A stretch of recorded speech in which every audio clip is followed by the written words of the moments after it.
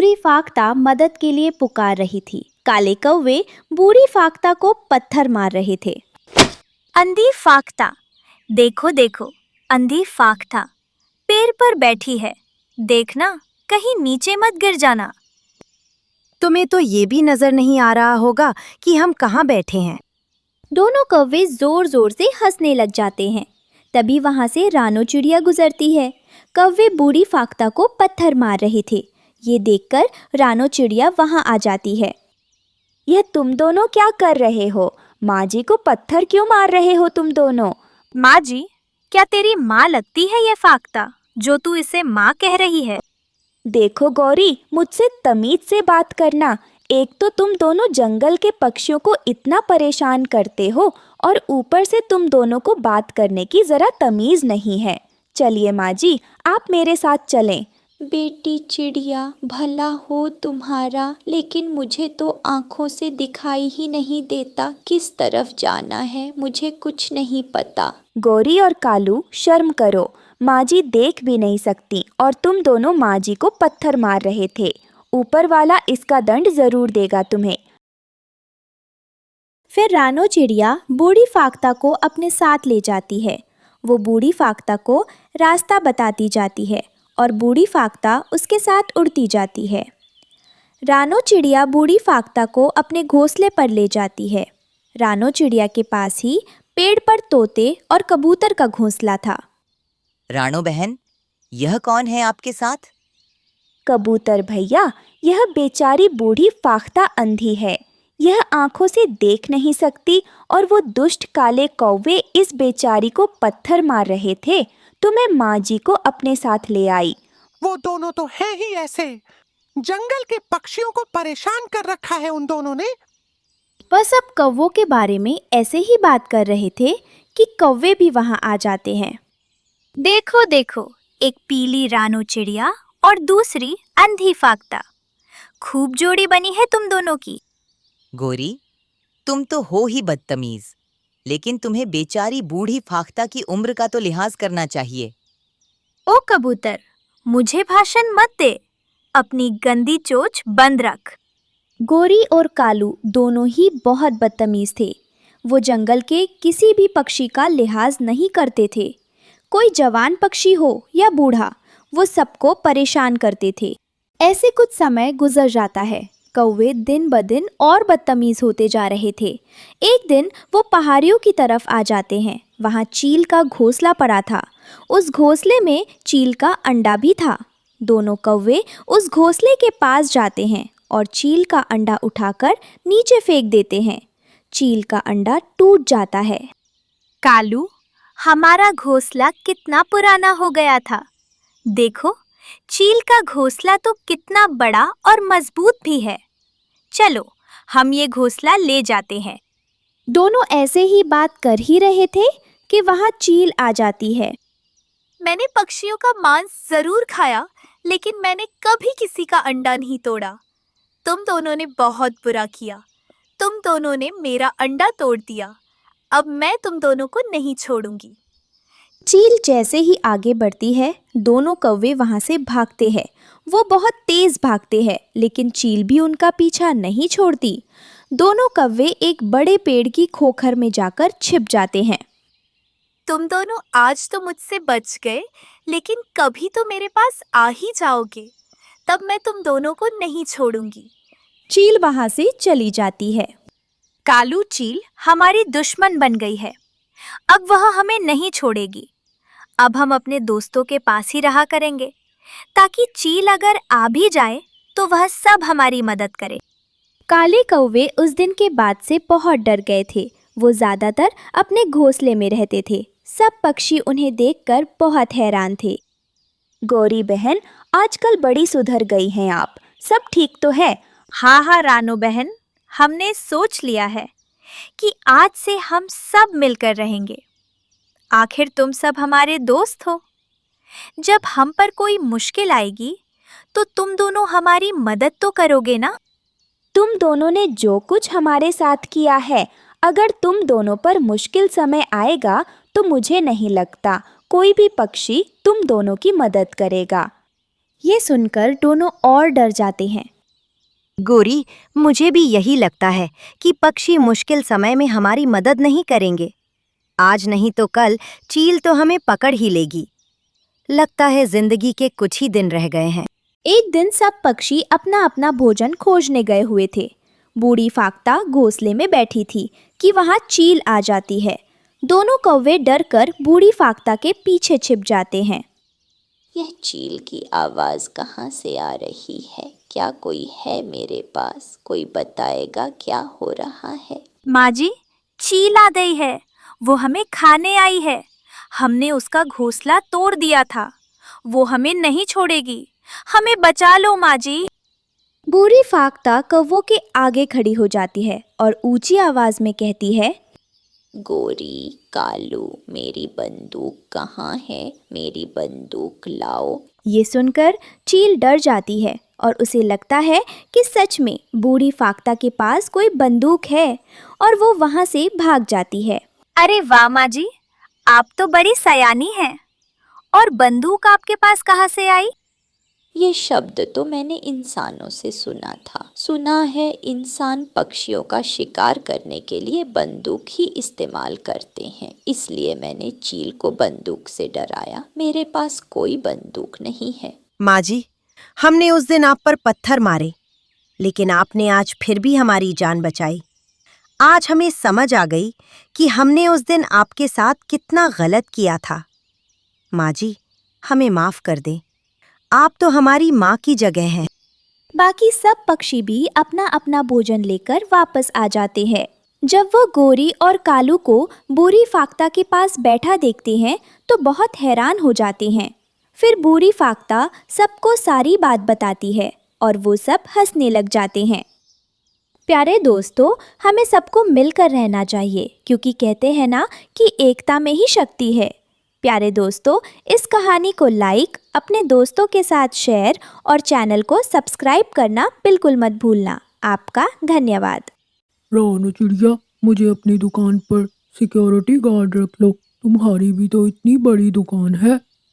कव्वे भैया, छोटा सा तो ढाबा है मेरा और मेरी इतनी अच्छी कमाई भी नहीं होती। अभी सिक्योरिटी गार्ड रखने जितने पैसे नहीं हैं। रानो चिड़िया अपनी सब्जियों की टोकरी उठाकर चली जाती है।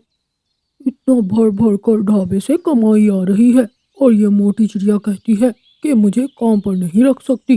फिर कालू कौवा तोते की सब्जी की दुकान पर पहुंचता है। ये कालू भैया, कौन सी सब्जी पैक कर दूं? सुबह से कोई कस्टमर नहीं आया मेरी दुकान पर। आप पहले कस्टमर हो। यार तोते, मैं तो तुम्हारे पास काम की खोज में आया हूँ। मुझे काम की बहुत ज़रूरत है। मुझे अपनी दुकान में किसी काम पर रख लो।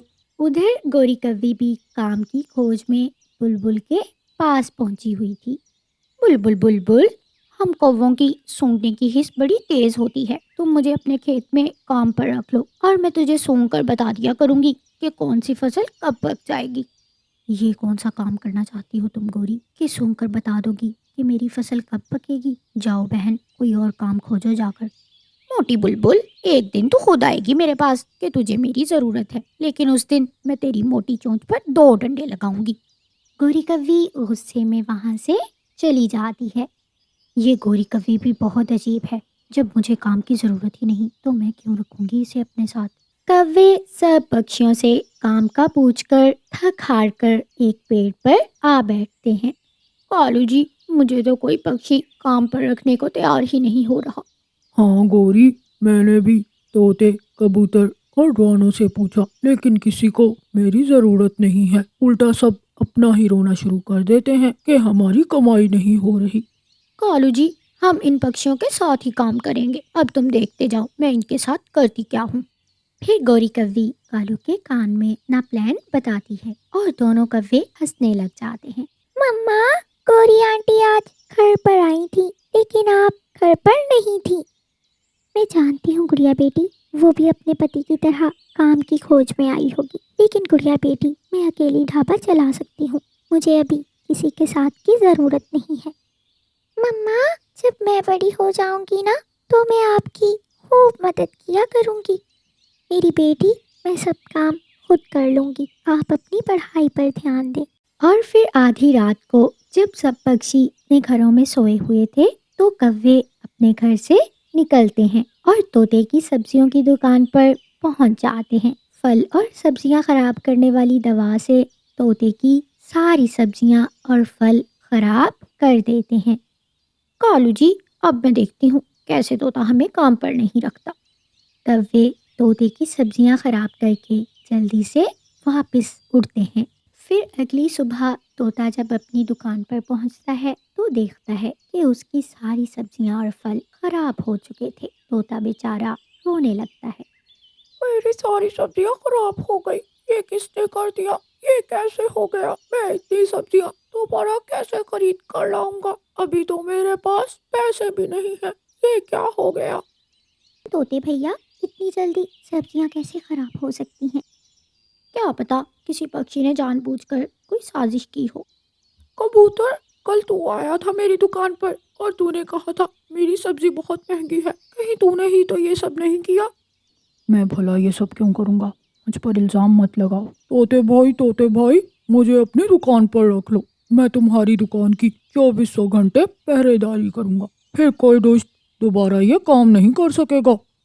लेकिन कौवे भैया, राना बहन, कालू ठीक कह रहा है। ठीक है, तुम कल से काम पर आ जाना। फिर अगली रात को काले कौवे रानो चिड़िया की भी सारी सब्जियों पर दवा छिड़क देते हैं और रानो चिड़िया की सारी सब्जियां खराब कर देते हैं। सुबह हो जाती है। रानो चिड़िया अपनी सब्जियों की टोकरी लेकर रसोई में जाती है। आज मैं स्पेशल भिंडी की सब्जी बनाऊंगी। रानो चिड़िया अपनी सब्जियों की टोकरी देखकर हैरान हो जाती है क्योंकि उसकी सारी सब्जियां कल सड़ गई थी। ये कैसे हो गया? मेरी सब्जियां आज तक कभी ऐसे खराब नहीं हुई। कल तोते के फल खराब हो गए और आज मेरी सब्जियां। ये सब क्या हो रहा है?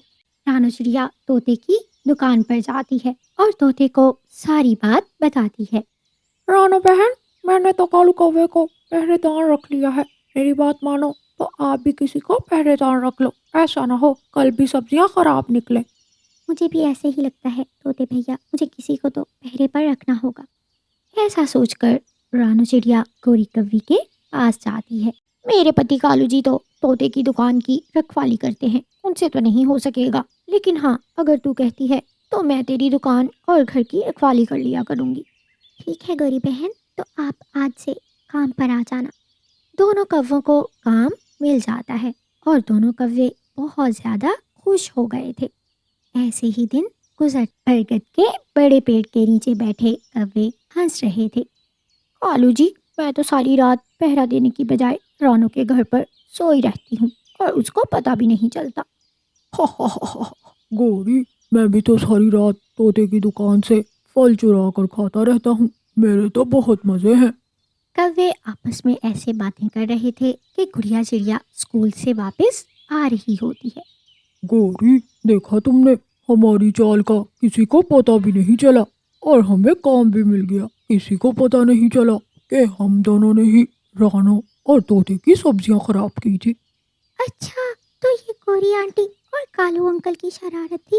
मैं अभी जाकर मम्मा को बताती हूँ। लेकिन कौवे गुड़िया को देख लेते हैं और तुरंत उसको पकड़ लेते हैं। छोटी चिड़िया, कहाँ जा रही है? हमारी इतनी अच्छी कमाई लगी है तो तू क्या सब बर्बाद करना चाहती है? कौवे गुड़िया चिड़िया को घने जंगल में ले जाते हैं और वहाँ ले जाकर एक पेड़ से बांध देते हैं। गोरी आंटी, कालू अंकल, मुझे यहाँ मत छोड़े। मैं किसी को कुछ नहीं बताऊंगी, लेकिन प्लीज मुझे छोड़ दे, मुझे छोड़ दे। कौवे गुड़िया को वहाँ अकेला छोड़कर चले जाते हैं और गुड़िया चिड़िया रोने लगती है।